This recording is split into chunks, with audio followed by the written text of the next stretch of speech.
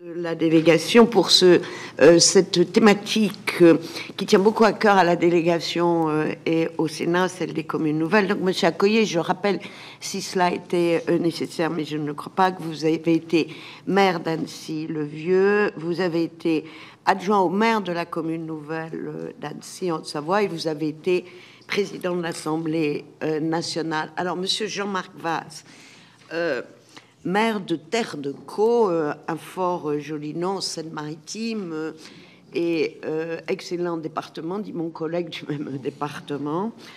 Je ne ferai pas de commentaires, nous adorons tous les départements, monsieur le sénateur. Et nous avons eu l'occasion d'échanger avec vous lors des rencontres sur les communes nouvelles organisées par l'AMF, souvent en partenariat avec le Sénat. Et naturellement, je salue avec beaucoup de plaisir Philippe Chalopin, qui est maire de Baugier en Anjou, qui est le département, on va dire, leader en résultats, si je puis dire, bien qu'il n'y ait pas de compétition en matière de communes nouvelles. Et Baugier en Anjou, où se tiendra très prochainement, au mois d'août, les rencontres de la commune nouvelle organisées par l'Association des maires de France. Alors, je suis très heureuse de saluer la présence aujourd'hui des auditeurs de l'Institut du Sénat.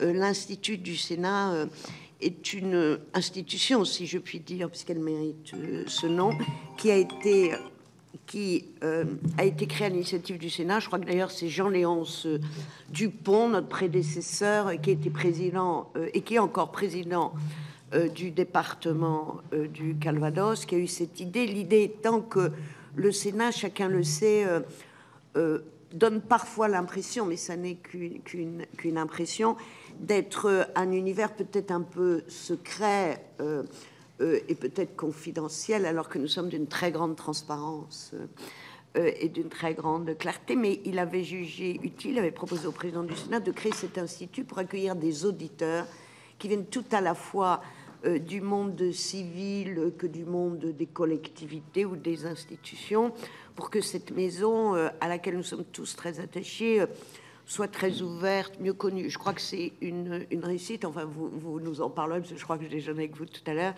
et c'est extrêmement important que le Sénat participe de cette nécessité, comment dire, d'une familiarité pour l'ensemble de nos concitoyens avec les institutions. Et le Sénat, au-delà, vous le savez, de cet institut, accueille régulièrement et chaque jour de nombreux visiteurs, au-delà des déplacements que nous faisons. Donc, merci à vous. Donc, aujourd'hui, et je salue, alors excusez-moi, je ne veux pas être maladroite, mais comme je suis dans les salutations, je salue la représentation de l'AMF qui est là avec nous. Donc, aujourd'hui, nous ouvrons avec mon collègue Éric Kerrouche une mission flash sur les communes nouvelles, dont nous présenterons les conclusions le 28 juin prochain, le mercredi, à nos collègues, avant les questions au gouvernement. Alors, vous savez, chers amis, que la délégation aux collectivités qui s'intéresse à tout ce qui concerne les collectivités et leurs évolutions et leurs préoccupations suit avec beaucoup d'intérêt la thématique des communes nouvelles, parce que dans un océan de carcans administratifs et législatifs où la loi oblige plutôt les collectivités ou leur interdit de prendre des initiatives, la commune nouvelle est une pépite de liberté assez exceptionnelle, puisque c'est une initiative d'évolution qui est à la main des élus locaux et aujourd'hui entre les mains des seuls élus locaux. Alors, la commune nouvelle, pour rappeler brièvement les choses, elle est née en 2010 de la volonté du législateur de conforter le fait communal. Une conviction partagée par beaucoup que la commune n'est pas le dernier maillon de l'organisation de notre République, mais c'est plutôt le cœur du réacteur de l'action publique, et qu'en ceci, cette commune doit être confortée, elle doit prendre en compte les évolutions de notre société, les évolutions des attentes de nos concitoyens, et surtout ce fait communal doit être un peu musclé et conforté. Et donc en 2010, il y a eu cette initiative qui était d'ailleurs aussi portée par le président de l'association des maires de l'époque, Jacques Pélissard, C'est dire qu'un président de l'association des maires qui participe à la conception du fait de la commune nouvelle montre que cette commune nouvelle n'est en rien une disparition des communes, mais est au contraire la consolidation de ce fait communal pour garantir sa pérennité et son avenir. En 2016, il y a eu ici à la délégation un rapport sur ce qui était encore une sorte de curiosité un peu mal connue, rapport qui avait été conduit par mon collègue Christian Manat et moi-même, et que nous avions appelé les communes nouvelles, histoire d'une révolution silencieuse, parce que on voyait que cette entreprise était conduite d'une manière très silencieuse par les élus locaux, mais qu'elle avait une dimension révolutionnaire en ceci qu'elle transformait considérablement des territoires et qu'elle prouvait la capacité des élus locaux à prendre des initiatives pour engager leur territoire dans l'avenir, mais aussi elle confirmait leur capacité à assumer leurs responsabilités. Et donc nous avons ici, en septembre 2002, une rencontre parrainée par Gérard Larcher avec l'AMF, que nous avions appelée comme une nouvelle pour un nouveau souffle, parce que le bilan montrait qu'après un élan assez fort, qui était dû, il faut le dire, à une période de disette budgétaire de la part de l'État, et qui avait donc encouragé des élus à optimiser leurs ressources en s'engageant dans des communes nouvelles, on constatait qu'il y avait une sorte de pause, sans doute qui s'expliquait par le fait qu'il y avait une nouvelle mandature qui avait démarré en 2020, que la période Covid, qui était une période un peu particulière, n'encourageait pas forcément et ne facilitait pas la réflexion et la projection dans l'avenir. En tout cas, pour certains, le verre était à moitié vide, pour d'autres à moitié plein. En tout cas, les faits sont là.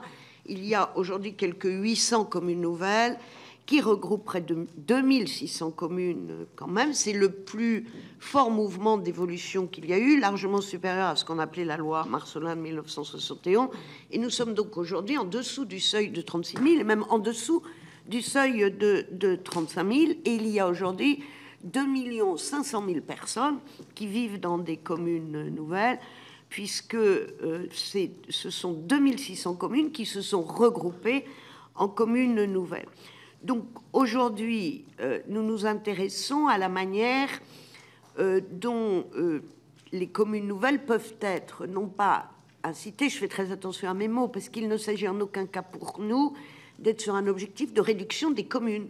Nous n'avons aucun objectif quantitatif, nous ne sommes pas des agents de propagande forcenés sur la commune nouvelle, mais que nous pensons, dès lors que les conditions sont réunies, que les élus le souhaitent, cette évolution d'une organisation qui correspond souvent à un périmètre de bassin de vie est un moyen de pérenniser d'une manière intelligente et positive la commune, et que sans doute aujourd'hui, avec le désenchantement que l'on constate de la part des élus, il faut rappeler que en 2020, 106 communes n'ont pas eu de candidat, sans doute que la commune nouvelle fait partie de ces réponses possibles. Donc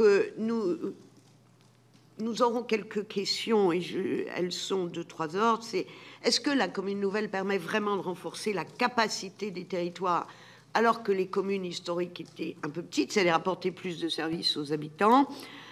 Est-ce que la commune nouvelle inscrit bien son action dans un vrai projet de territoire? C'est-à-dire, il s'agit non simplement de tracer de nouvelles frontières, mais quel est le projet, quel avenir on se dessine?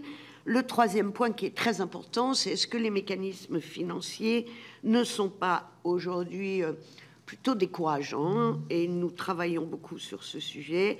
Et je terminerai là, et je laisserai la parole à mon binôme Éric Kerrouche, qui présentera la consultation en ligne que nous avons lancée auprès des maires des communes nouvelles. Je vous remercie, et je devrais terminer en disant que nous avons jusqu'à 10h30, parce qu'ensuite nous recevrons, chers collègues, Monsieur Guérini, ministre des collectivités, pour parler de l'attractivité de la fonction territoriale. Cher Éric, merci beaucoup. Madame la Présidente, chère Françoise, merci beaucoup de ton introduction.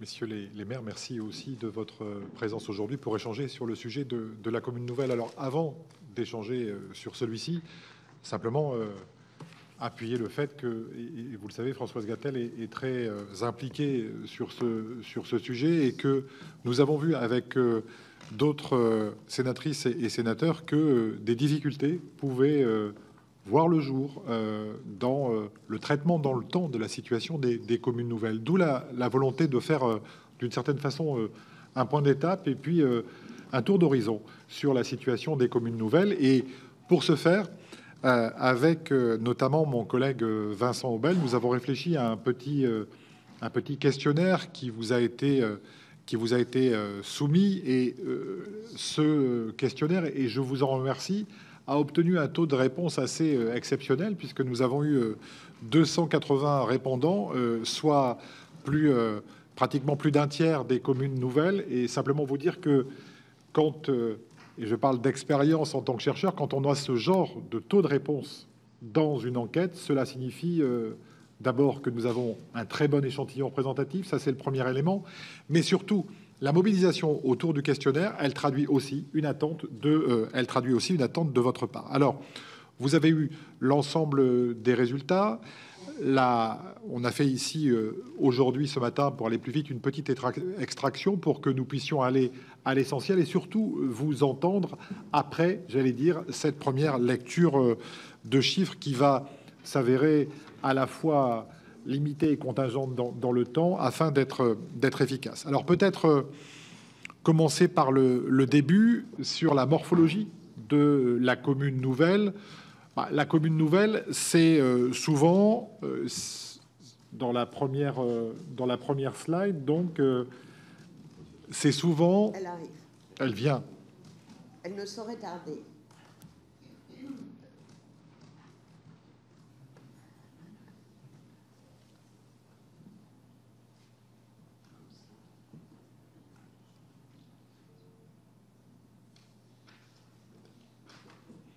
Alors c'est toujours comme ça, tout a été répété et au moment de, voilà. Enfin, je veux dire ça. Je pense qu'on est tous habitués à ça. C'est vraiment toujours la même chose. Ça a été répété. Il n'y a pas eu de problème. Voilà. Mais je veux dire, ça marche encore. Non mais c'est voilà. Ça c'est tellement banal que. Ceci étant, en l'espèce, pour la première diapositive, on n'a pas trop besoin d'avoir la projection. C'est quoi la commune nouvelle? C'est essentiellement une commune qui, en fait, voilà, on regroupe deux, 50% plus de 50% des communes nouvelles.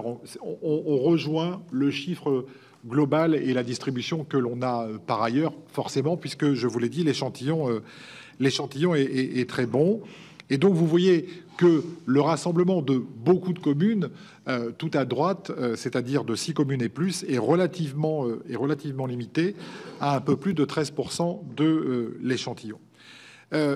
Simplement, vous précisez aussi que la commune nouvelle, elle a une certaine temporalité, puisque 60% des communes nouvelles ont été créées entre 2016 et 2017, et qu'ensuite, il y en a eu 30% pratiquement en 2019. Donc, on a une morphologie particulière et une temporalité de création particulière.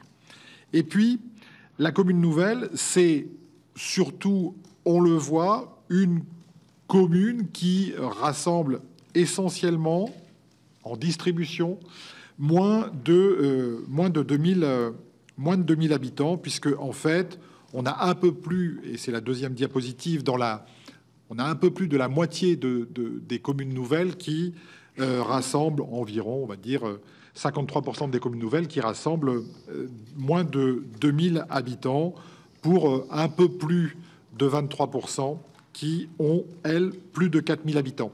Ça veut dire aussi que on a une répartition assez large des communes nouvelles, puisque dans l'échantillon qui est le nôtre, on a des communes comptant 128 habitants, 150 habitants dans la Haute-Loire, dans l'Ain, et on va jusqu'à Annecy, qui comporte 135 000 habitants. Donc, d'une certaine façon, on a des différences de taille de communes nouvelles qui sont aussi importantes que les variations de taille des communes tout court, même si une grande partie des communes nouvelles concentrent une population relativement limitée. Alors après, il y a la question de... Ça, c'est bien, c'est la description, mais la question, c'est celle du pourquoi. Pourquoi on fait une commune nouvelle?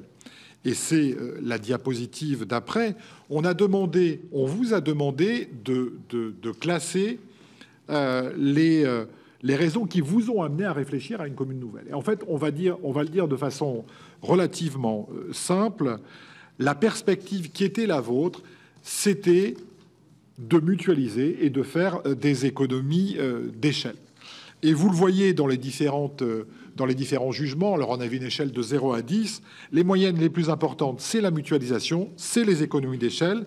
Et donc, ces économies d'échelle, dont vous espériez qu'elles allaient vous donner des latitudes pour faire développer de nouveaux services publics, d'une part, et réaliser de nouveaux projets, d'autre part.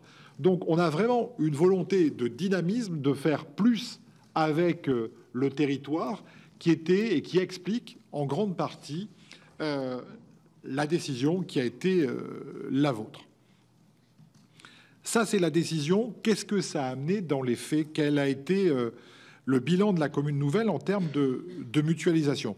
Eh bien, selon vous, il est largement positif, et c'est ce que montre la diapositive suivante, puisque, en effet, 72% des maires qui ont répondu à cette consultation estiment que la commune nouvelle a vraiment généré des économies d'échelle. Vous êtes également 90%, 88% exactement, à affirmer que la commune nouvelle a permis des mutualisations effectives, aussi bien en termes de services qu'en termes de personnel. Et d'une certaine façon, au vu de ces chiffres, peut-être attendons-nous de vous aujourd'hui de nous dire comment et selon quelles modalités la commune nouvelle a renforcé, selon vous, ce pouvoir d'agir concrètement sur les territoires.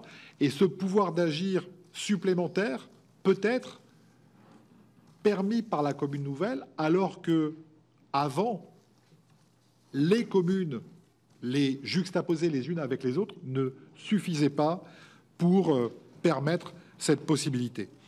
Lors des rencontres de septembre, Monsieur Cholapin nous avait dit qu'il y avait une prise de conscience des habitants au moment d'un incendie sur le fait qu'il fallait renforcer la capacité d'action et que, de ce point de vue, la commune nouvelle avait été une solution.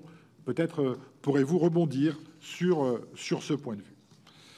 Après, se pose la question de la gouvernance. Il y a moins de la moitié des maires qui ont répondu, qui estiment que la commune nouvelle a amené des difficultés de gouvernance, 45%. Mais dans le même temps, vous dites que, d'une certaine façon, la commune nouvelle n'a pas été un enjeu de la campagne électorale, et surtout que cette commune nouvelle a eu un impact en termes d'organisation des services municipaux. Dans le même temps, la commune nouvelle, c'est pas l'oubli des territoires historiques, puisque 68% des répondants indiquent avoir maintenu les communes déléguées, donc une volonté politique forte. La question de l'argent, parce que, accessoirement, ça peut nous concerner ici et là dans les collectivités locales. C'est pas le sujet principal, bien sûr, enfin, néanmoins, on peut s'y attarder. Et la question était de savoir, est-ce que effectivement la commune nouvelle a dégagé des moyens? Et la réponse est oui, parce que à pratiquement 80%, vous nous avez dit que les investissements nouveaux ont été possibles grâce à la commune nouvelle. Vous nous dites aussi que cette commune nouvelle, à 70%, pratiquement, cette commune nouvelle a eu un impact positif sur les dépenses de fonctionnement. Et donc, d'une certaine façon, les attentes que vous avez initialement dans la création, elles se sont retrouvées remplies dans le jugement que vous portez rétrospectivement sur les aspects financiers de la commune nouvelle. Quant à savoir si le regroupement a amené des pertes de dotation, de ressources, de financement, eh bien, vous n'êtes que 20% à avoir cet avis. Ça veut dire qu'il faut le voir à l'envers et que effectivement, l'effet négatif n'a pas été aussi important. Il y a quand même des effets de seuil que vous soulignez à 40%. Et que, Françoise l'a dit tout à l'heure, c'est un sujet majeur. Je rappelle juste, on en a discuté notamment avec Cédric Vial, que la loi de finances 2023 a comporté des éléments correcteurs, on va dire, que nous avons portés collectivement au Sénat dans son article 200 qui nous permettait de dire que jusque les communes créées après le 1er janvier 2022 bénéficieraient d'une attribution au moins égale à la somme des attributions perçues par les communes l'année précédant la création de la commune nouvelle. La perspective du Sénat, elle était toute simple. La présidente Françoise Gatel l'a dit, l'idée, c'est pas d'aller dans une dynamique de forcené, de prosélytisme autour des communes nouvelles, mais d'accompagner les choix positifs qui ont été faits par les territoires. Et bien entendu, on ne peut pas avoir entre guillemets, des désincitations à la création de communes nouvelles parce que les financements de celles-ci ne seraient pas facilités. En tout cas, au-delà de ça, vous soulignez les effets positifs des marges de manœuvre financières que vous avez retrouvées. Et puis, il faut finir surtout par la dernière diapositive qui est peut-être la plus importante parce que la question, elle était toute simple. Au final, est-ce que vous referiez les choses? Au final, est-ce que l'expérience a été positive? Eh bien là, la réponse qui est la vôtre est relativement claire. C'est que, oui, c'est cette diapositive donc. Si c'était à refaire, est-ce que vous vous relanceriez dans la création d'une commune nouvelle? Oui, tout à fait, 65%. Oui, plutôt 18%.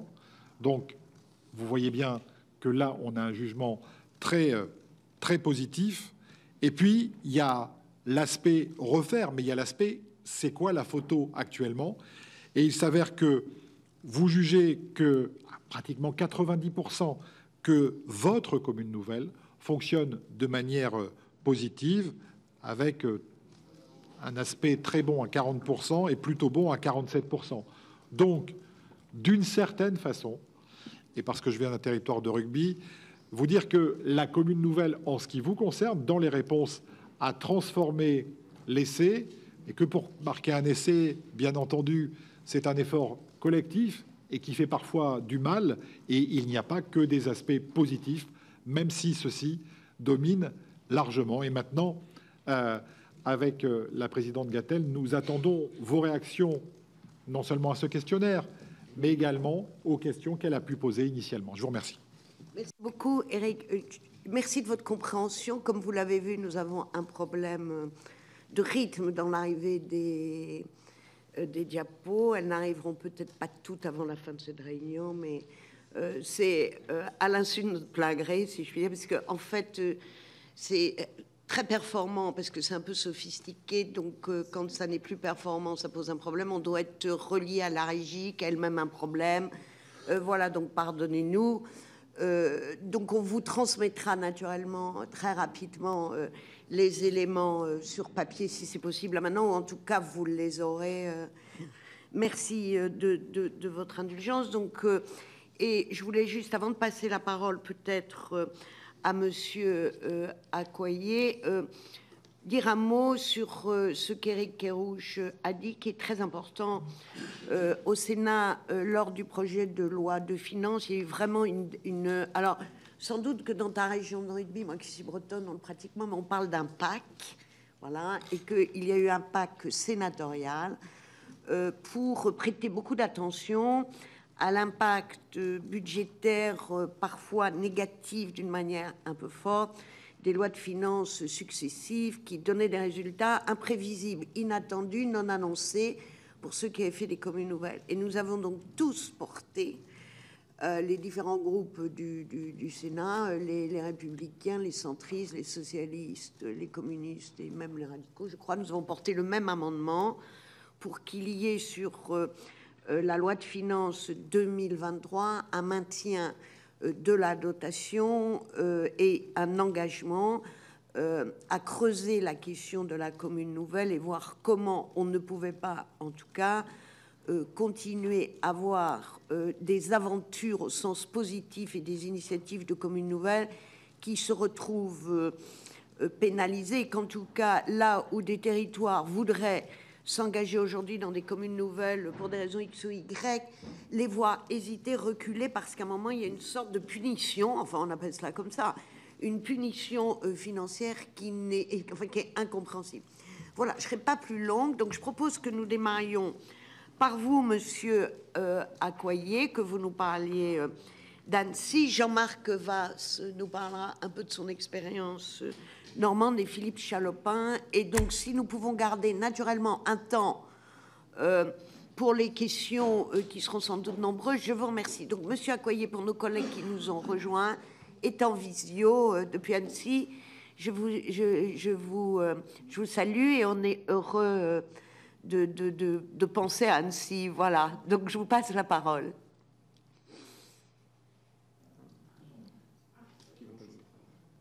Ah, nous avons un problème de son. Monsieur Accoyer, vous pouvez lui envoyer un message?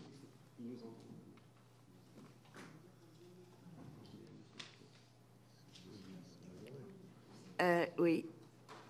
Alors, on avait le droit à deux petites choses qui ne fonctionnaient pas. Là, on les atteint. Son micro est éteint.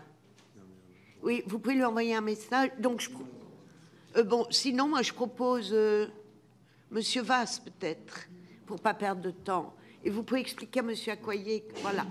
Jean-Marc. J'arrive pas. Est-ce que vous m'entendez, là? Ah bon, alors, pardon, Jean-Marc. Merci, monsieur Accoyer. Parfait. Bon, OK, parfait. Bon. Merci. Très bien. Eh bien...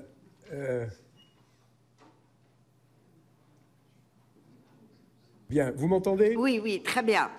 Bien, bon, écoutez, merci pour les mots aimables que vous avez eus à l'égard du territoire d'Annecy. Et merci pour votre invitation qui me replonge dans une enceinte parlementaire et en particulier l'enceinte prestigieuse du Sénat, dont on a rarement vu à quel point sa présence dans nos institutions, le bicamérisme, était important comme il l'est aujourd'hui. Nous le mesurons chaque jour. Bravo pour ce travail qui, lui aussi, évoque une des méthodes de travail du Sénat, c'est-à-dire l'évaluation de ce qui a été imaginé et concrétisé, c'est-à-dire les fusions de communes. Je serai assez rapide, avec peut-être en préalable une remarque qui concerne l'excellent exposé d'Éric Kerrouche et qui me paraît devoir distinguer la masse importante des communes de taille petite ou moyenne en termes de population par rapport à des communes plus importantes, soit chacune des communes fusionnées, soit par la commune nouvelle.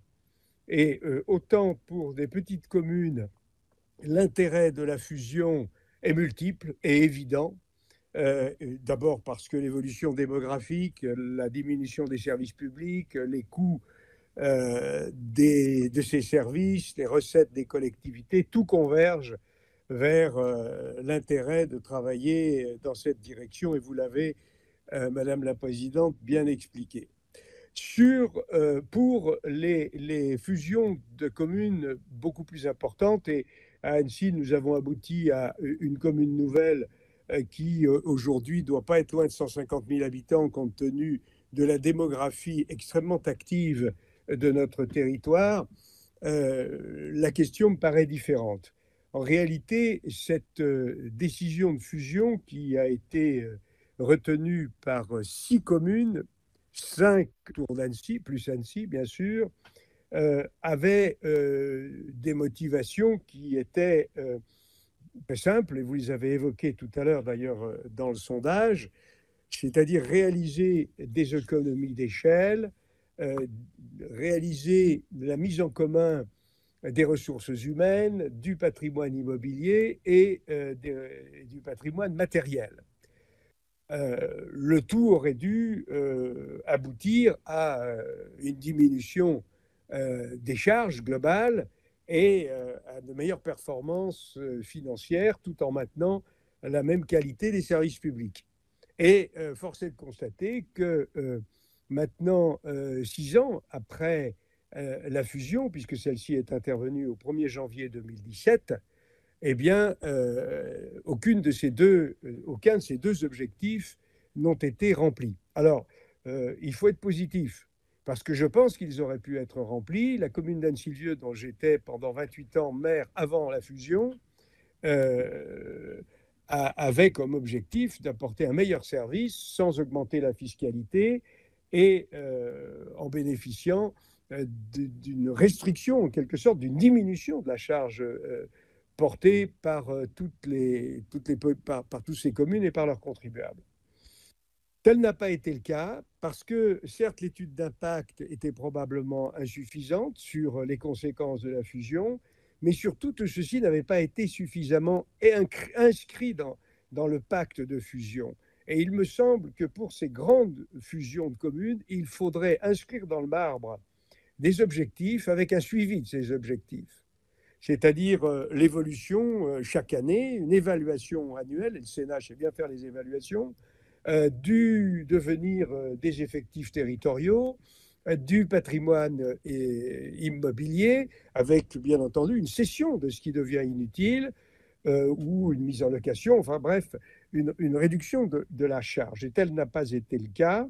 Et le service public n'a pas été amélioré. Les habitants sont au contraire déroutés par les changements d'adresse de ces services, une certaine forme de dilution de l'efficacité qui doit y avoir entre le moment de la question et du retour de la réponse, ou bien de la demande d'un service et de l'arrivée de ce service.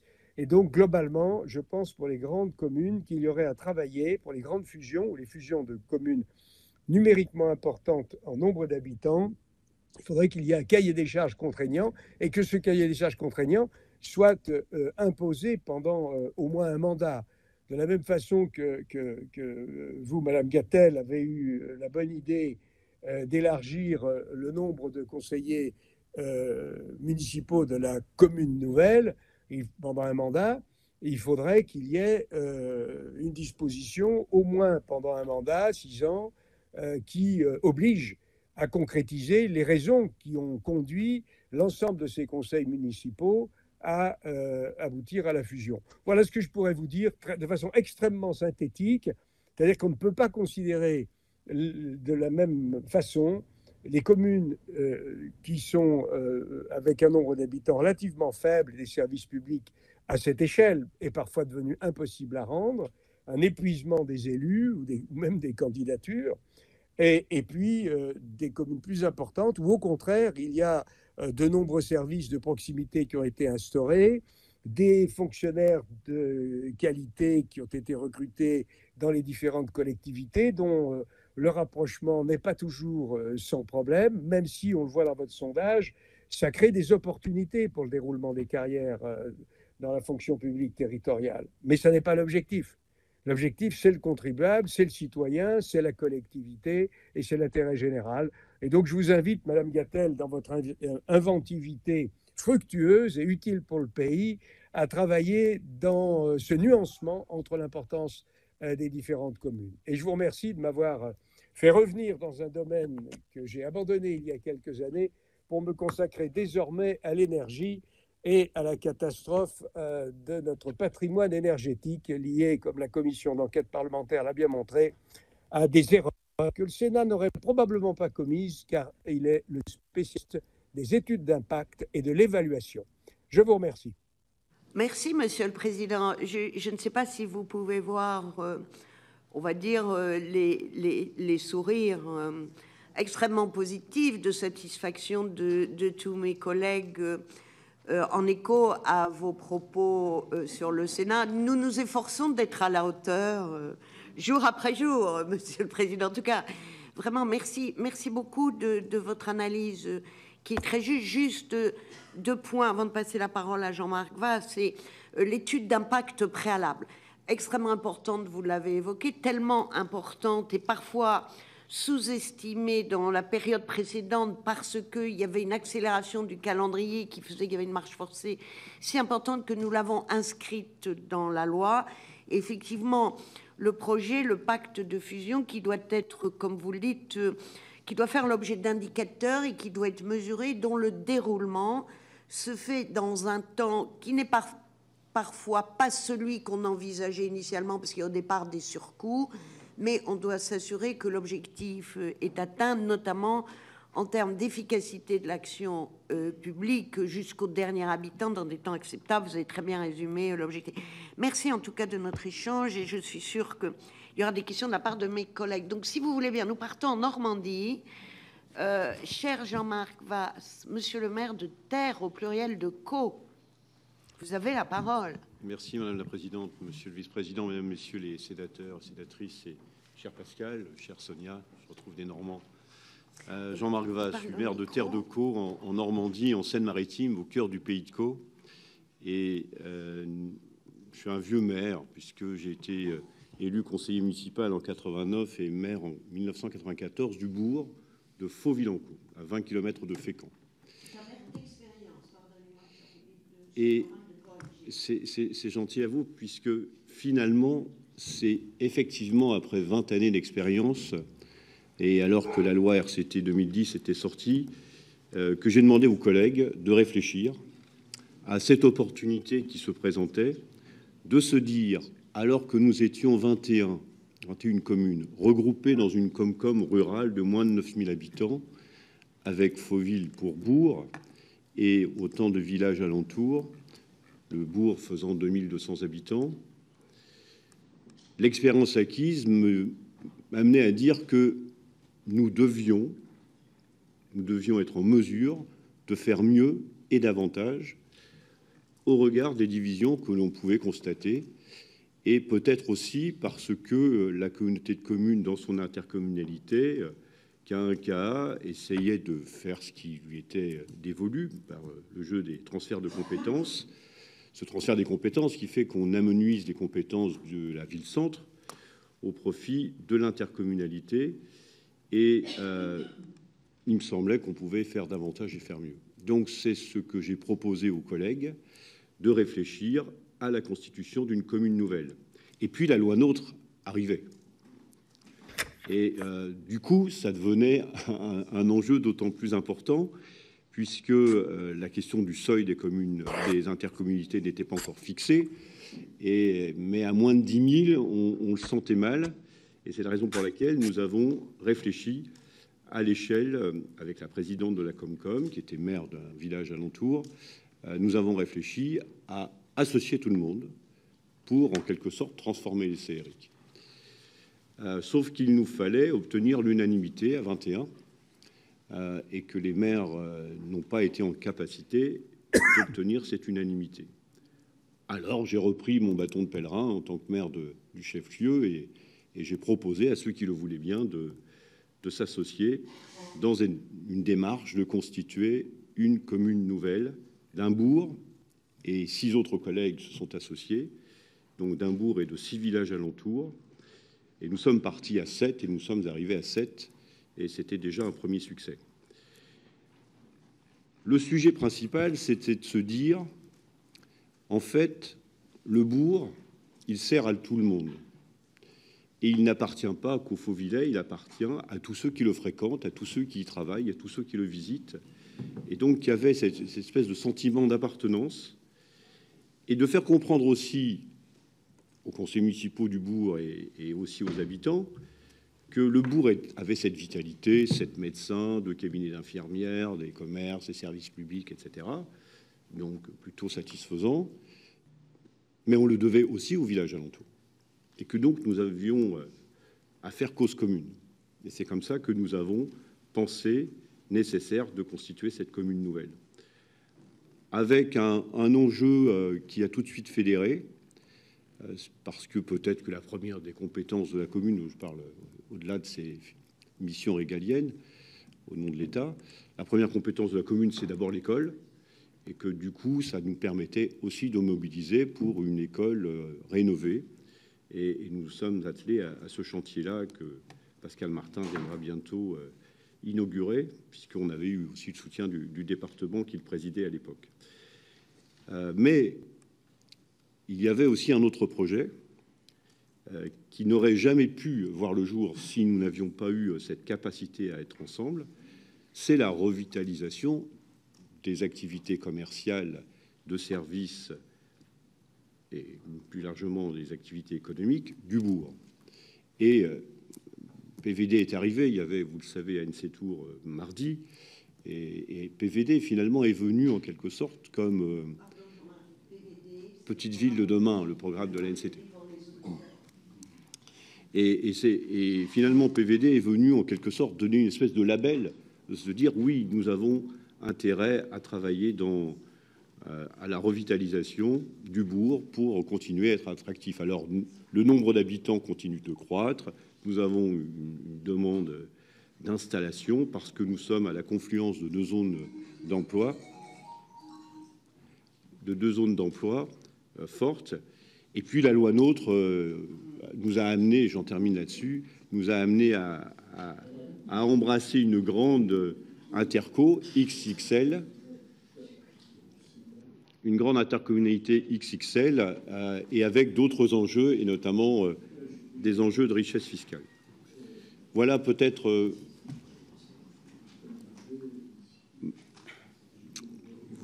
Madame la Présidente, Monsieur le Vice-président, Mesdames, Messieurs. Monsieur le Président Accoyer, excusez-moi de...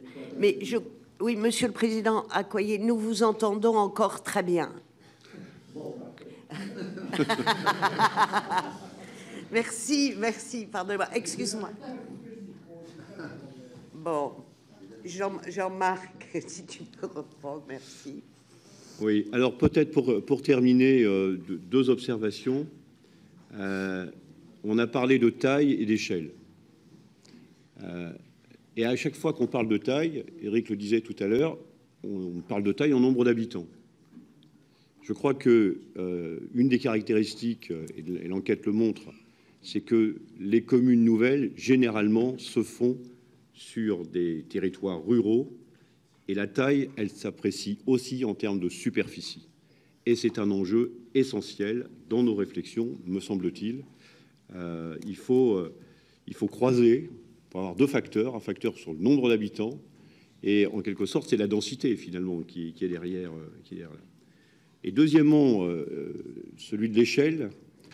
Alors, on parle toujours d'économie d'échelle. Je crois que l'échelle, ça nous permet aussi de prendre de la hauteur.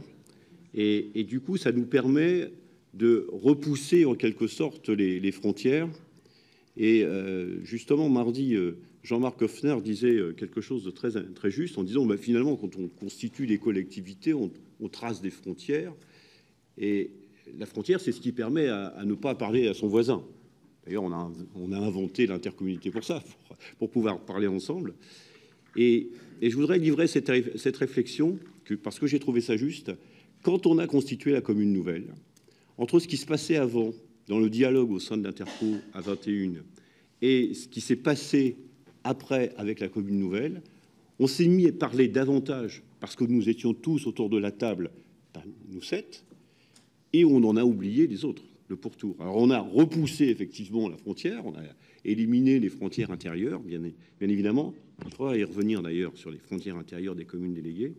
Mais pour être effectivement, faire cause commune en un, et j'ai souvent l'habitude de dire que, de mon point de vue, et peut-être c'est ce que je porte auprès de l'AMF en ma qualité de maire référent pour l'accompagnement des communes nouvelles, aux côtés de Philippe Chalopin, de mon point de vue, une commune nouvelle est une commune singulière et plurielle.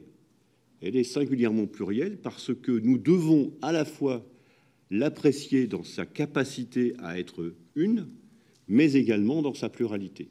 Si on oublie cela, sur les communes nouvelles constituées d'un plus grand nombre de communes, et on voit bien que dans l'enquête, c'est à peine 15%, au-delà de 6%, mais cette caractéristique est importante, et Philippe Chavalopin pourra compléter, puisqu'il a cette expérience d'avoir fait d'avoir repoussé 2 fois la frontière, et donc d'avoir augmenté la pluralité. Merci de votre attention. Merci beaucoup, monsieur le maire, cher Jean-Marc. Deux petits points concernant la particularité, si je puis dire, de la démarche des communes nouvelles en Normandie, c'est le calendrier. Vous l'avez bien dit, monsieur le maire, on a vu une accélération de la création de communes nouvelles, je l'ai dit, dans une période où il y avait une disette budgétaire, et deuxièmement, en lien avec la loi NOTRe, où il y a eu à un moment, parfois encouragé, on va dire, par les autorités de l'État local, la constitution de très grandes intercos qui faisaient que des petites communes ne trouvaient plus leur place, ou que la grande interco ne reprenait pas des compétences exercées précédemment par la petite communauté de communes, et des collègues ici pour en témoigner, et donc il y a une constitution en commune nouvelle. Ça, c'est le premier point, et on a depuis travaillé sur l'idée de commune-communauté, on en dira peut-être un mot, je ne sais pas, et je retiens 2 mots. La communauté, la commune nouvelle, elle est singulière et plurielle, c'est-à-dire une commune nouvelle de 5 ou 10 000 habitants ne sera jamais le double parfait d'une commune historique de cette taille, parce que vous gardez plusieurs clochers, vous gardez plusieurs églises, et vous gardez un territoire extrêmement vaste. Et c'est bien, et je regarde notamment Cédric Vial, avec qui on travaille beaucoup sur le sujet, comme avec Éric et d'autres collègues, Pascal Martin ou Agnès Canaillé, on a bien cette idée d'une particularité, d'une singularité qu'il va falloir qu'on entende. Donc nous allons glisser, si je puis dire, vers l'Anjou, monsieur le maire de Baugé en Anjou, qui en fait donc a procédé à une première création de commune nouvelle. Il a en quelque sorte redoublé l'exercice, mais d'une manière positive, ce qu'il avait réussi. Voilà, monsieur le maire de Baugé, cher Philippe, vous avez la parole. Merci Madame la Présidente, merci de nous accueillir, merci Monsieur le Vice-président pour cette présentation complète, Mesdames et Messieurs les sénateurs. C'est avec beaucoup de plaisir que j'interviens devant cet auditoire de qualité et avec lequel nous entretenons des relations très, très régulières. Je suis donc Philippe Chavalopin, maire de Baugé en Anjou. Je suis aussi président de l'association départementale des maires de Maine-et-Loire et président de la Côté de Commune Beaujois-Vallée, qui aurait pu regrouper 38 communes et qui n'en regroupe que 7, puisqu'il y a 5 communes nouvelles parmi les 7. Baugé en Anjou a été créé en mars 2012 avec un vote à 82 ou 3% des conseillers de 5 conseils municipaux et élargi en juillet 2015, où là nous avons intégré l'intégralité des communes de la communauté de communes, et nous avons donc vécu pendant 1 an sans communauté de communes, en étant une commune-communauté par anticipation à l'orientation de la loi Gatel. Cette commune, elle est située dans l'Anjou. Donc l'Anjou, c'était 383 communes. C'est maintenant 177 communes. C'est à l'est, c'est 263 km², 26 000 hectares, 45 habitants au kilomètre carré. Ce que dit Jean-Marc est tout à fait juste. La commune nouvelle, elle s'apprécie pas forcément avec le nombre d'habitants, elle s'apprécie aussi par rapport à la superficie, par rapport à la densité. C'est un sujet, c'est les problèmes de mobilité, c'est les problèmes d'accès aux services publics, c'est les problèmes d'accès aux soins, enfin tout ce qu'on peut retrouver dans cette situation. Notre commune a été labellisée, j'en suis assez fier, RSO, responsabilité sociétale des organisations, à l'échelle de nos 15 communes déléguées. Nous avons décidé de nous regrouper pour continuer à exister, en fait, parce que l'enjeu, il était là. Et si notre regroupement ne s'était pas fait, nous aurions perdu des habitants, nous aurions perdu tous nos services. Si Jean-Marc a forcément dit justement que la commune nouvelle, c'est une commune spécifique, être maire d'une commune nouvelle, j'étais maire en 2008, je suis maire d'une commune nouvelle, c'est une dimension un petit peu différente quand même. Une écoute, une projection sur le territoire qui n'a rien à voir. Moi, je suis le maire des 15 communes déléguées. Nous avons gardé nos 15 communes déléguées avec nos 15 maires délégués. Je dirais sur ce point, c'est un choix. Mais en tout cas, je suis persuadé, pour reprendre des mots qui ont été dits, que la commune nouvelle, c'est effectivement, c'est faire mieux et faire plus. Avec plus, on ne sait pas toujours, parce que c'est un enjeu qui est important. En tout cas, c'est faire plus pour nos habitants. On a fait un sondage à l'égard des habitants pour leur demander ce que représentait pour eux la commune nouvelle, ce que ça signifiait. Ils nous ont dit la commune nouvelle, c'est plus de services. Donc, on estimait avoir rempli notre objectif. Alors, notre commune nouvelle, nous, c'est 26 000 hectares, 240 bâtiments à gérer, 240 bâtiments, 15 églises, 11 écoles, 282 associations, un taux de chômage qui a diminué depuis qu'on est passé en commune nouvelle parce que le territoire est certainement plus attractif. On peut offrir des services aux entreprises qu'on ne pouvait pas offrir. C'est une maison de santé, là où la santé est un vrai sujet. On s'est constitué pour construire ensemble une maison de santé. C'est 60 professionnels. Aujourd'hui, c'est notre territoire. Alors peut-être que ça fait exception, mais on n'a pas de difficulté, effectivement, de recrutement de médecins, puisqu'on a pu mettre en face des éléments. C'est aussi, on nous dit, il faut que les services publics soient à moins de 20 minutes. Nous, ils sont à moins de 10 minutes, et dans quelques jours, ils seront à moins de 5 minutes, puisque dans chaque mairie déléguée, on va mettre un point d'accès numérique qui permettra aux citoyens d'anticiper les démarches auprès de la maison France Service qu'on a bien évidemment créée. Notre commune, ça a été aussi une mutualisation importante, et on peut mettre des chiffres. Alors, on ne fait pas de commune nouvelle sans projet de territoire. C'est pas la peine. On ne fait pas une commune nouvelle pour gagner de l'argent. On fait une commune nouvelle pour mutualiser. Et nous, on a fait des économies. On a arrêté de regarder, mais pendant très longtemps, on faisait entre 400 et 500 000 euros d'économies par an sur notre budget charge générale, en comparant à charge constante, bien évidemment, parce que la commune nouvelle, c'est là où il y a un enjeu, c'est que les habitants se l'approprient et puis ils demandent de plus en plus de services. J'avais pas de police municipale, aujourd'hui j'ai une police municipale. On n'avait pas d'éducateurs, on a maintenant des éducateurs pour nos enfants. Donc les frais de personnel n'ont pas explosé, contrairement à ce que j'entends parfois. Il faut les maîtriser, il faut regarder, bien évidemment. Nous, on a des ratios qui sont inférieurs aux ratios d'une commune de notre strate, si on peut comparer. On est à peine à 50%. La commune nouvelle, et vous l'avez dit, monsieur le vice-président, elle nous a permis de faire face à des événements majeurs. La pandémie, on a pu, grâce à notre CCAS, à l'échelle du territoire, aller au contact de chaque habitant. Les maires délégués étaient des relais de chaque habitant pour faire remonter les difficultés. On met en place des systèmes de transport. Et puis aussi, durant l'incendie, la ville de Beaugé en Anjou a été impactée par un grave incendie cet été. 1300 hectares ont été ravagés.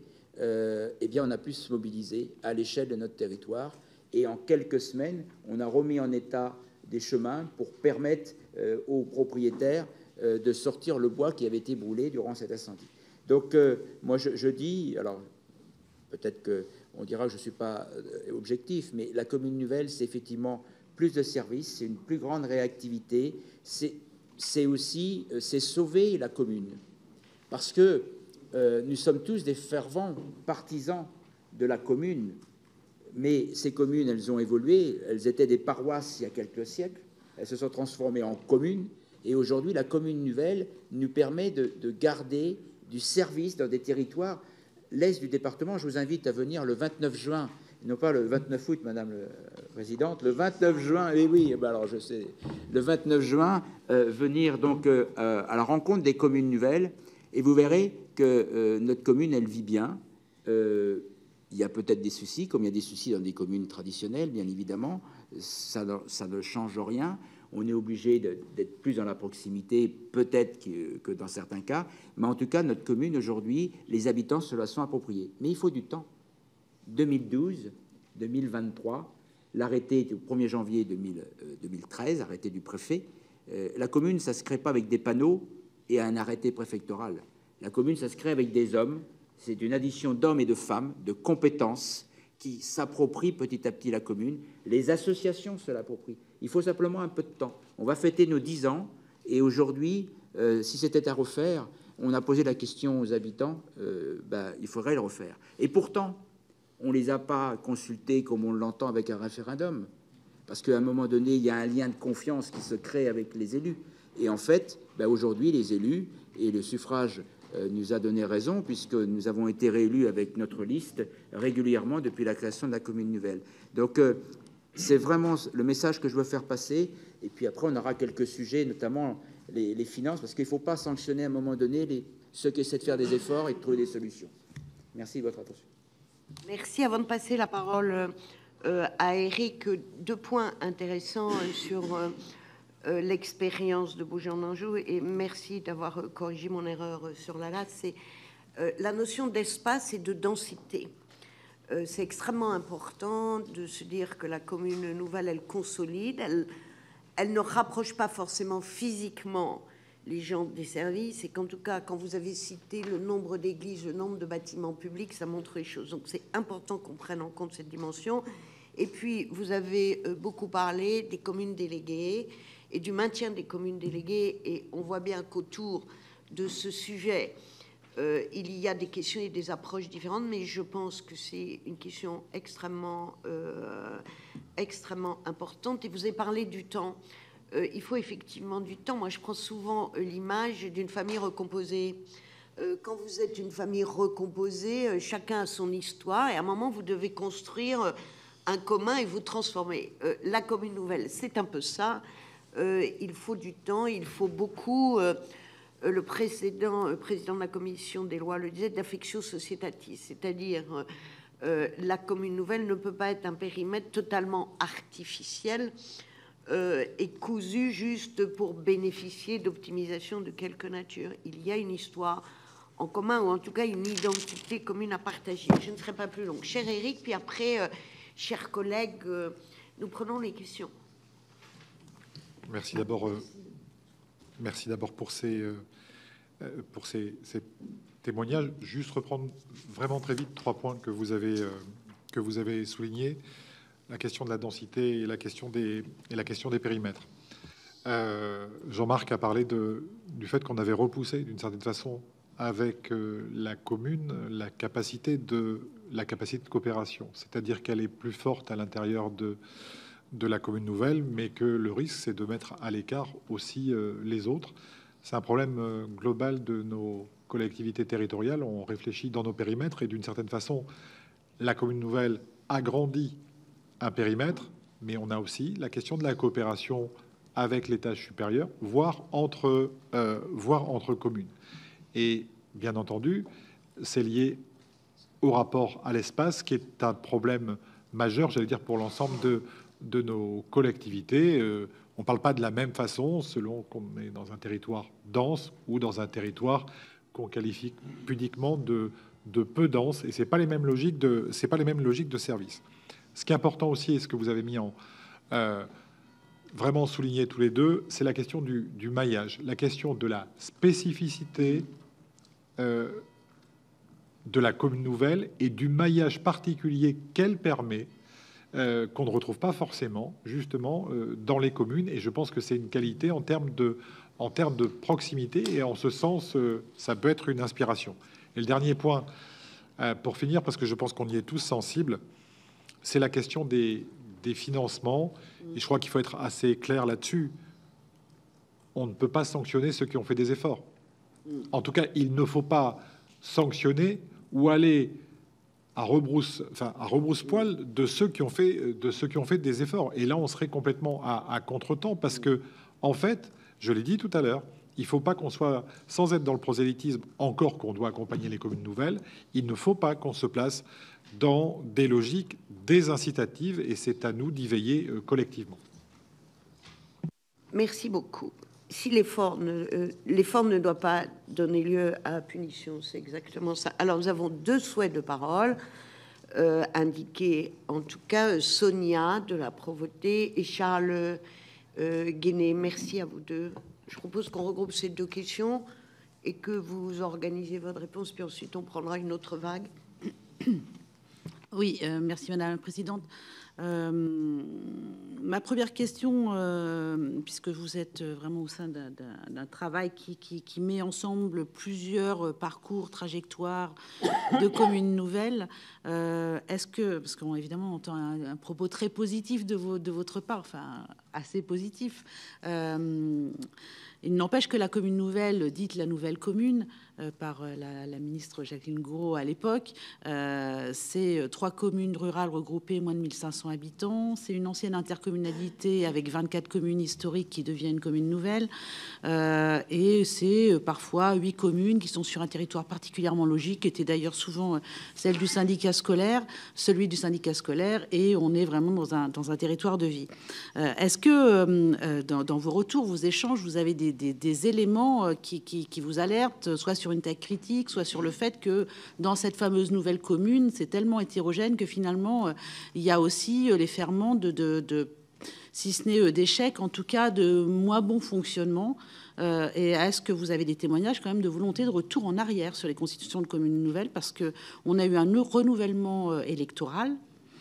C'est souvent, pas toujours, pas le maire qui a constitué la commune nouvelle qui a été élu, et donc qui n'est pas forcément proactif dans la constitution, qui ne l'a pas été. Et donc, est-ce que vous sentez qu'il y a quand même un moment de frottement et de retour en arrière? Ma deuxième question porte sur l'urbanisme et les documents d'urbanisme. Comment avez-vous réalisé vos documents d'urbanisme? Parce que vous avez constitué des PLU, voire maintenant on est dans la phase PLUI pour un certain nombre, pas tout le monde, avec des documents d'urbanisme très hétérogènes, avec encore des cartes communales pour certaines communes. Où en êtes-vous? Est-ce que ça a été une difficulté pour vous, cette question de l'urbanisme? Et question corollaire, s'applique dans des communes qui n'ont pas de continuité urbaine, puisque c'est la commune nouvelle, tout un tas de réglementations et d'obligations en matière d'aménagement du territoire. Je pense à la loi SRU, mais il y en a bien d'autres. Le Carouilla-Giry, c'est quand même un sujet également.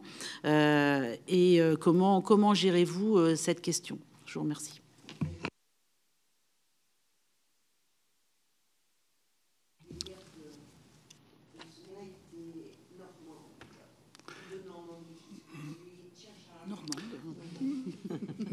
Merci Madame la Présidente.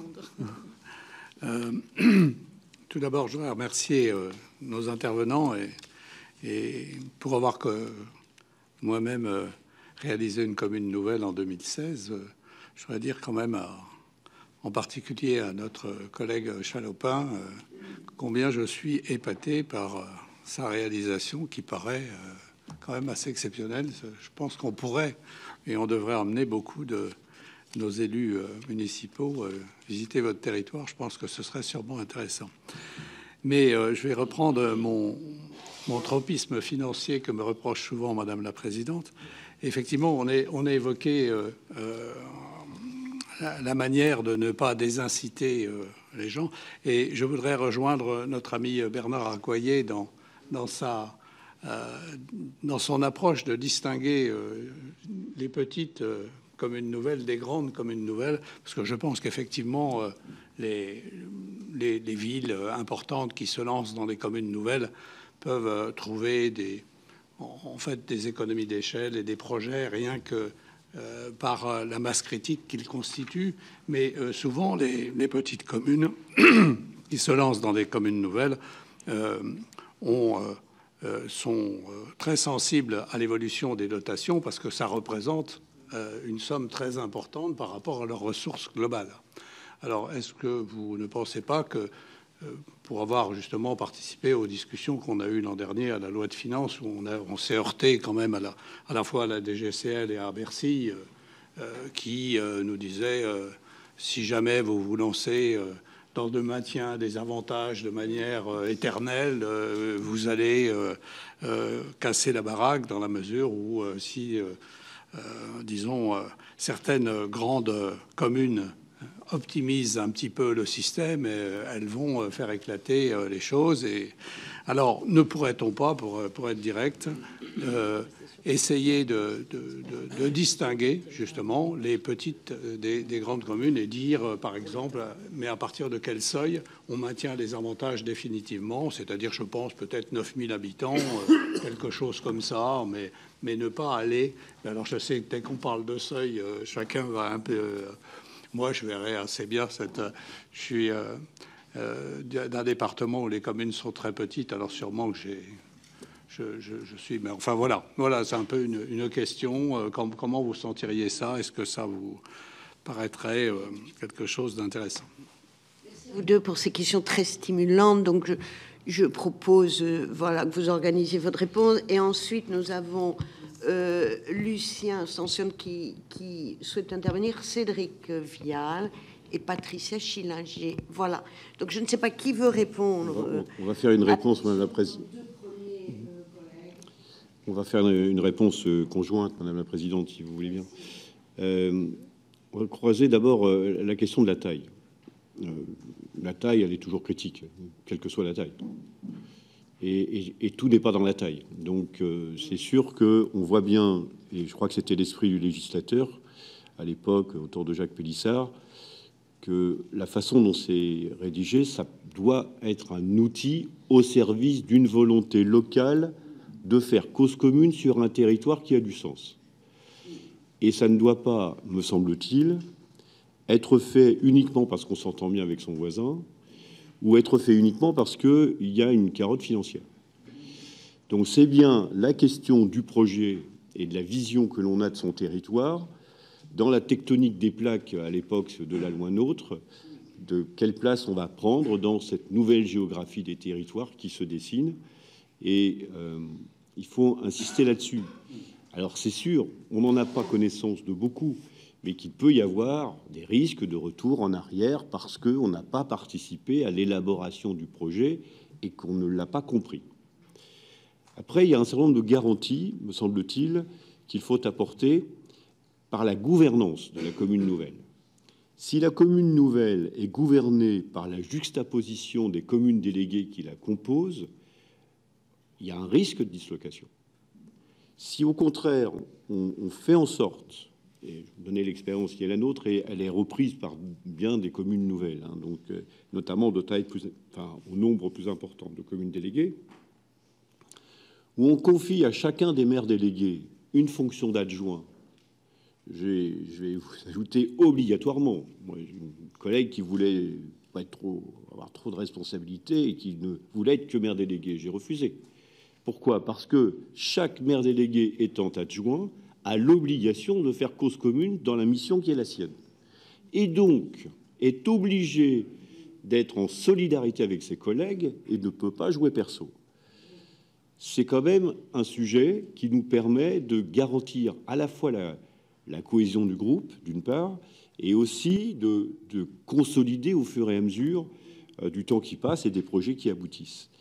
Ce qui pose malgré tout, et vous serez amené, j'imagine, à bien travailler là-dessus, la question du statut du maire délégué, que nous considérons, pour tous ceux qui pensent qu'il faut maintenir les communes déléguées, comme effectivement un élu indispensable, incarnant la proximité, incarnant l'histoire, étant le relais d'une part des concitoyens au regard de la commune nouvelle, et c'est d'autant plus important que son périmètre est grand, il n'empêche que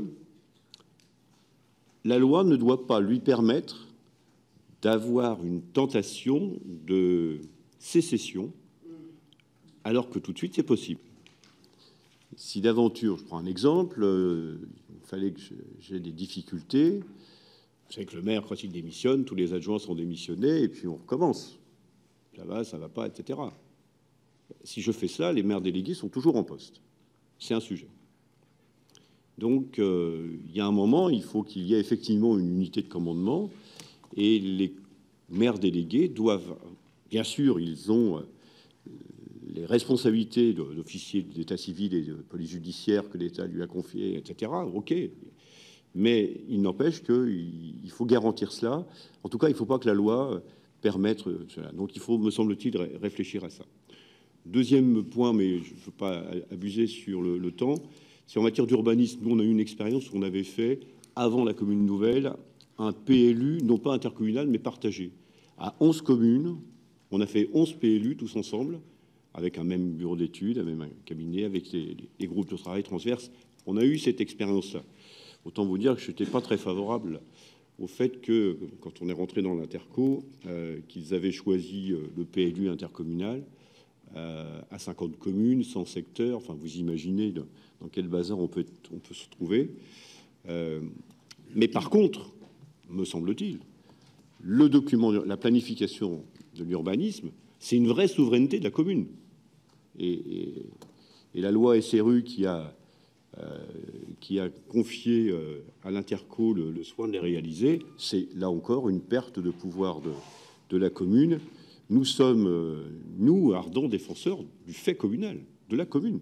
Et la commune nouvelle, c'est ce qui, me semble-t-il, est en capacité d'affirmer davantage le pouvoir des communes plutôt que de se les voir noyer dans des intercos de plus en plus grandes.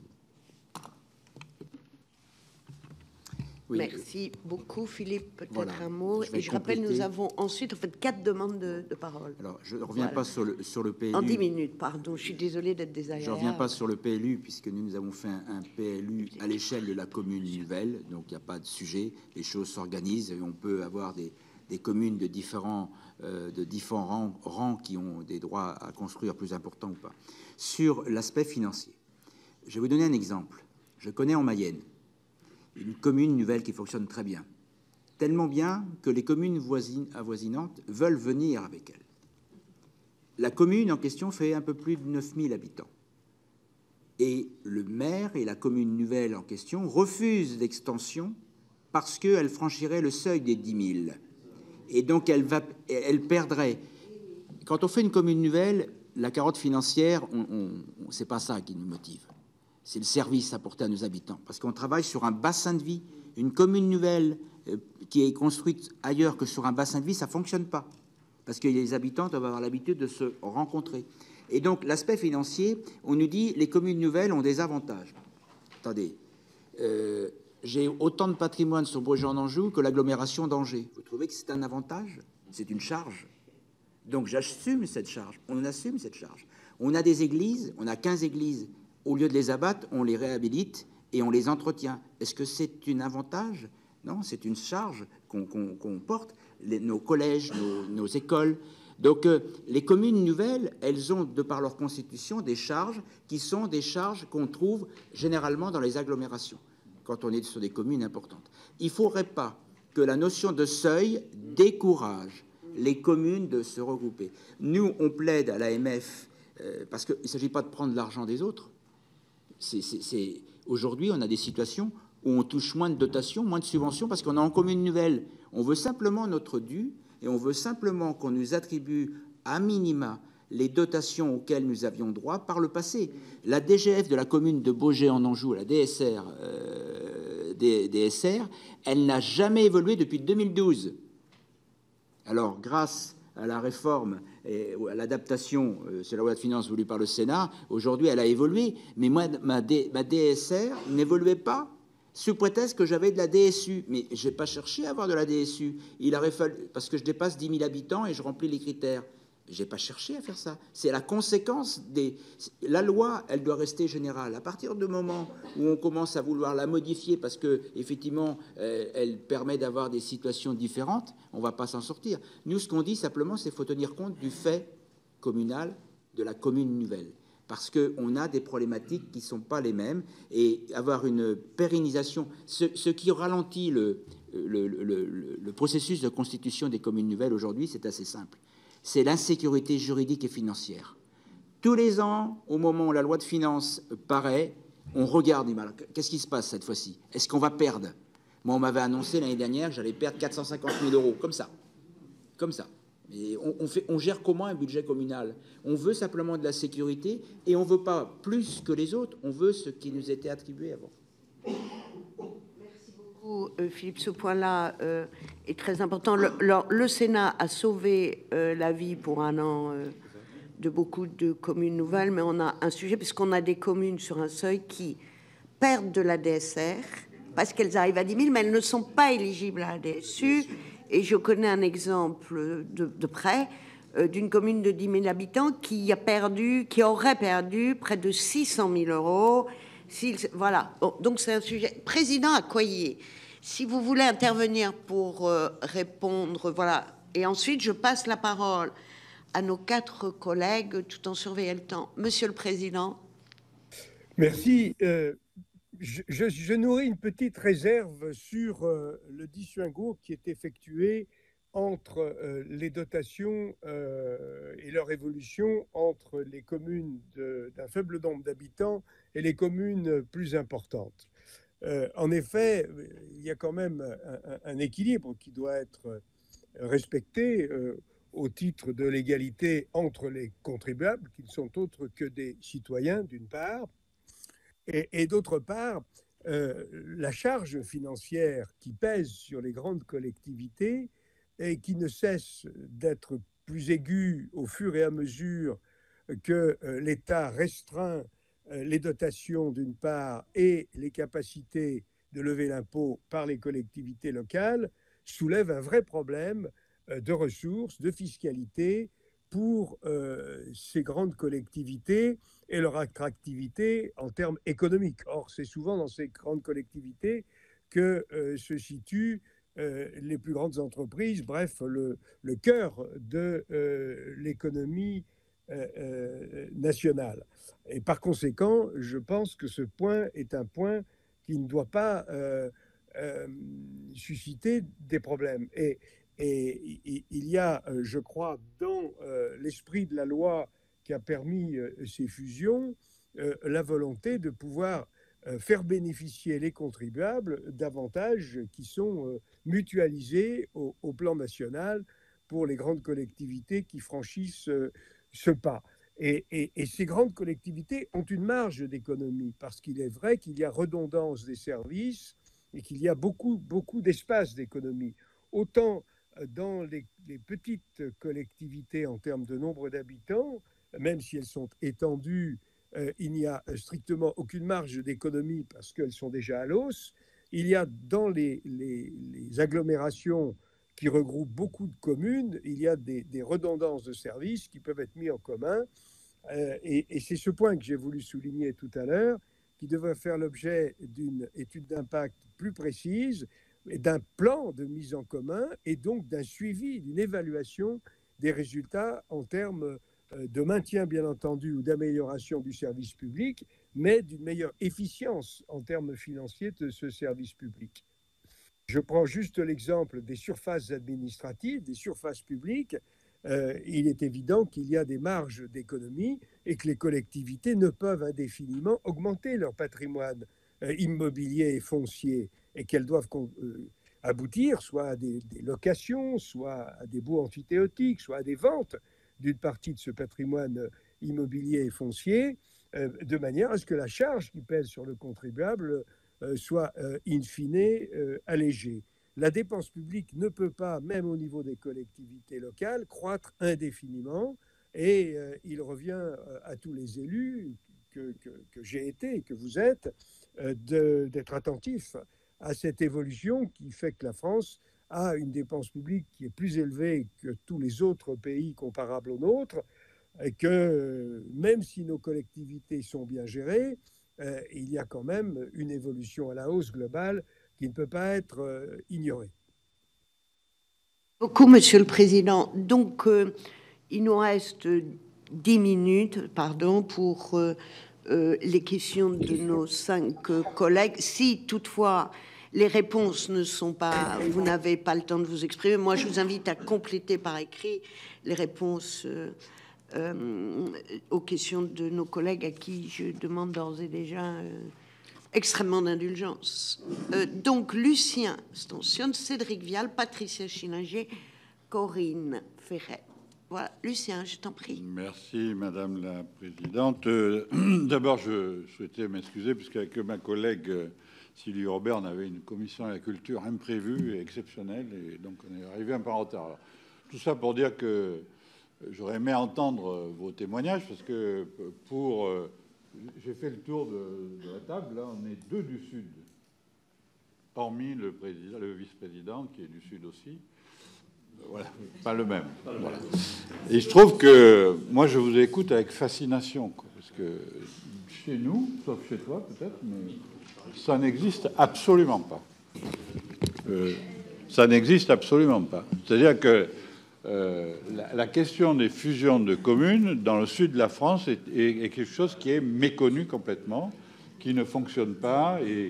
Et d'ailleurs, quand je vous entends, c'est effectivement une espèce de vraie alternative par rapport à la dualité commune-intercommunalité. Bon.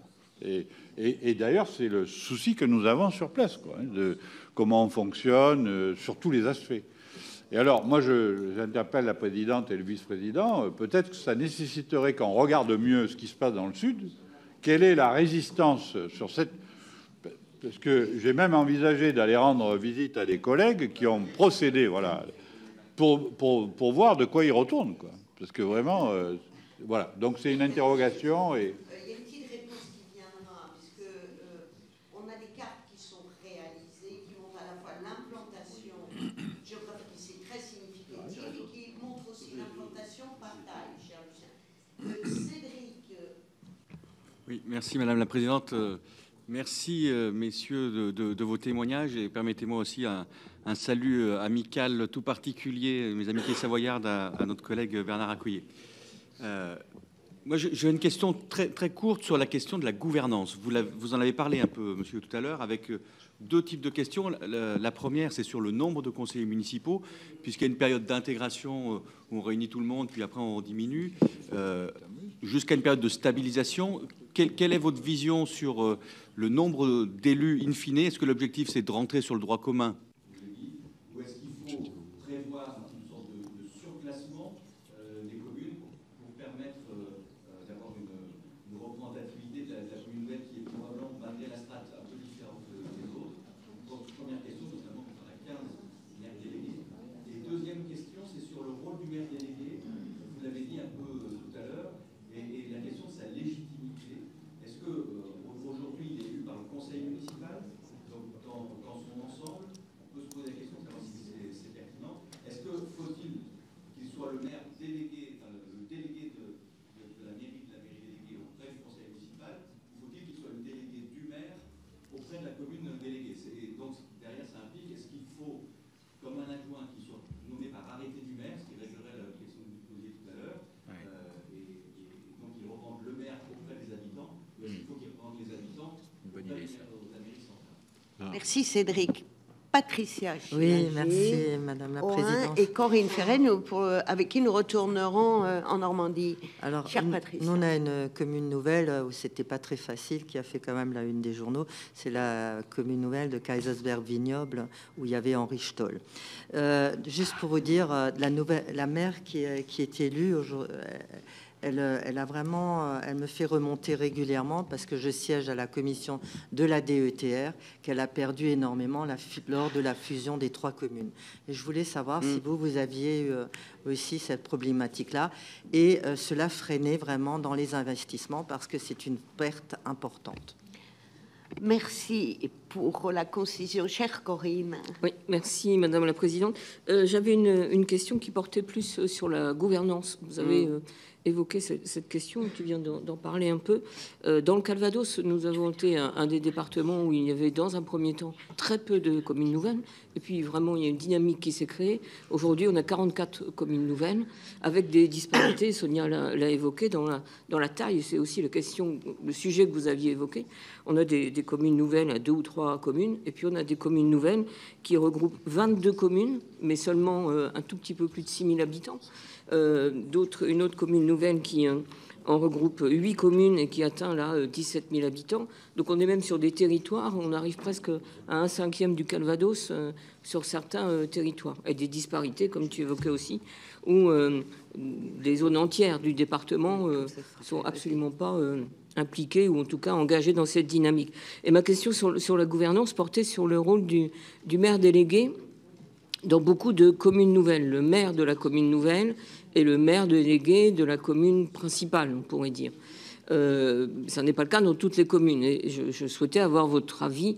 Qu'est-ce que vous pensez de cela? Est-ce que vous pensez qu'il faudrait que systématiquement le maire de la commune nouvelle ne soit pas le maire délégué de la commune centre? Et on a dans notre actualité récente, chère Sonia, une évolution justement sur une de ces communes nouvelles où le maire de la commune nouvelle vient de démissionner de son rôle de maire délégué de la commune principale.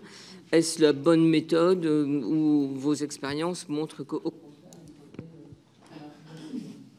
Peut-être, pardon, si vous permettez, la parole à Éric Kerrouche qui voulait réagir et qui devra, excusez-moi, mais il a vraiment une contrainte.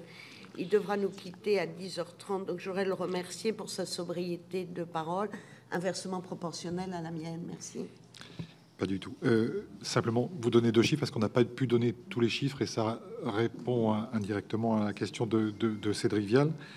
Dans le questionnaire, il y a 60% des maires qui sont pour l'alignement du statut de maire délégué sur celui d'adjoint à compter du premier renouvellement. Ça, c'est le premier point. Et surtout, le deuxième point, à compter du deuxième renouvellement du conseil municipal, majoritairement, les maires ont répondu à 75% qu'ils souhaitaient une diminution du nombre des conseillers municipaux. Voilà.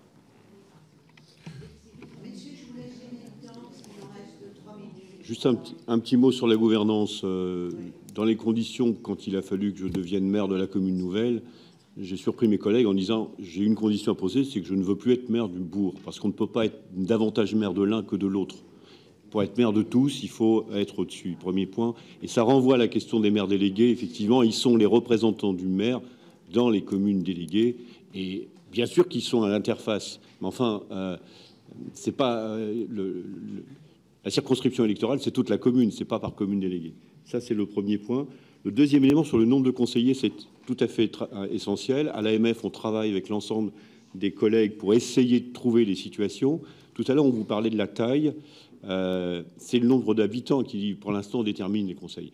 Il nous semble que dès lors que les communes déléguées sont maintenues, il faut aller vers un statut particulier de la commune nouvelle, la Constitution le permet, et que du coup les conseils municipaux soient composés d'un nombre de conseillers qui représentent les habitants, plus autant de conseillers qu'il y a de communes nouvelles à minima. Parce que tous nous ont dit, si c'est le droit commun, parfois c'est pas assez, et s'il y a trop de communes et peu d'habitants, et parfois c'est trop. Donc il faut vraiment, on est prêt à travailler avec la délégation, Madame la Présidente, pour faire toutes les simulations nécessaires avec l'échantillon que nous avons en la matière. Madame la Présidente, très rapidement aussi, sur les 2 sujets évoqués. Il y a une évolution. En 2012, ceux qui sont devenus maires délégués, c'était les maires d'origine des communes historiques. Et là, il n'était pas envisageable de les révoquer. Aujourd'hui, les maires délégués n'ont jamais été maires. Ils représentent le maire de la commune nouvelle sur la commune déléguée. Il faut garder, à mon avis, les communes déléguées. Après, faut-il avoir un maire délégué fléché commune déléguée? La question peut se poser. Mais en tout cas, la fonction de maire délégué doit évoluer parce qu'on évolue dans le temps.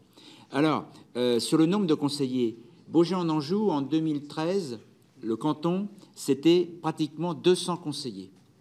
En 2026, on nous propose 35 conseillers pour un territoire qui n'a pas diminué en superficie et qui a vu son nombre d'habitants augmenter. Donc, il est évident qu'on ne peut pas travailler comme ça. Si on garde les communes déléguées, il faut un maire délégué. Il faut donc que ce maire délégué-là ou un adjoint délégué puisse rentrer dans le calcul des effectifs. La proposition que fait l'AMF sur ce point, l'enjeu d'une commune nouvelle, c'est la proximité. Si vous n'avez pas un maire ou un élu à proximité de parole ou d'échange avec les habitants, ça ne fonctionne pas. Et là, les gens se disent, la commune nouvelle, je ne vois plus personne. Et deuxièmement, sur l'aspect financier, je reviens là-dessus, c'est un peu mon cheval de bataille, c'est vrai. Aujourd'hui, dans les commissions, je co-préside la commission DETR du département de Maine-et-Loire. Monsieur le préfet nous dit, ou tous les préfets nous ont dit, un dossier par commune. Avant, il y avait 15 communes déléguées, chacun déposait son petit dossier. Aujourd'hui, on a un gros dossier pour les 15 communes. Donc ça, c'est pas tenable non plus. Encore une fois, l'État doit comprendre que la commune nouvelle, c'est quelque chose qui peut simplifier l'action publique sur le territoire. Et c'est un relais. On n'existerait pas dans des intercommunalités aujourd'hui à 50, 60 communes s'il n'y avait pas de commune nouvelle. Parce que la commune nouvelle permet de rationaliser et d'organiser le fait intercommunal. Donc il faut une spécificité, il faut tenir compte des financements, il faut arrêter dans notre pays de sanctionner ceux qui font des efforts. C'est pas plus compliqué que ça. Merci. Merci beaucoup pour la clarté, la pertinence et l'intérêt de vos interventions, et surtout merci pour nous permettre de tenir le temps. Chers collègues, on aura l'occasion de reparler de tout ça parce que c'est je crois, un travail extrêmement intéressant et il est heureux que nous le partagions ensemble au sein de la délégation. Et je voudrais juste rappeler quelque chose qui me paraît très fort au travers de ce que vous avez dit, c'est-à-dire la commune nouvelle est une entreprise pour le futur du territoire, mais les lois peuvent être, et Dieu sait si au Sénat elles sont bien faites, vous l'avez dit vous-même, toujours excellentes, elles sont mises en œuvre par des hommes et des femmes qui ont une histoire particulière avec leur territoire et parfois entre eux, et qu'à chaque fois, on voit bien qu'il y a une dimension humaine et particulière qui fait que la gouvernance est un exercice, on va dire, humain, et que la loi ne pourra jamais figer parce que la commune nouvelle est vraiment une initiative portée par les élus locaux. C'est pour ça qu'elle réussit. Il ne faut pas non plus qu'on enferme la gouvernance, même si on doit permettre des choses. En tout cas, mille merci. Et vous savez combien nous continuons nos travaux avec intensité sur le sujet.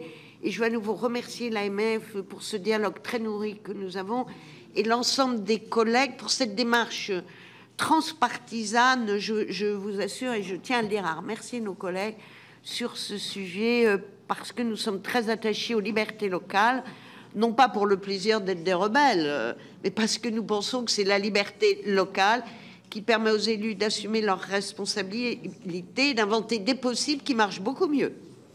Merci. Voilà. Et nous allons donc, Monsieur le Ministre Guérini est arrivé. Voilà. Merci beaucoup, Éric. Donc j'invite les collègues Jérôme Durin, Catherine Di Folco, Cédric Vial à me rejoindre puisque nous allons parler attractivité de la fonction territoriale. Je vais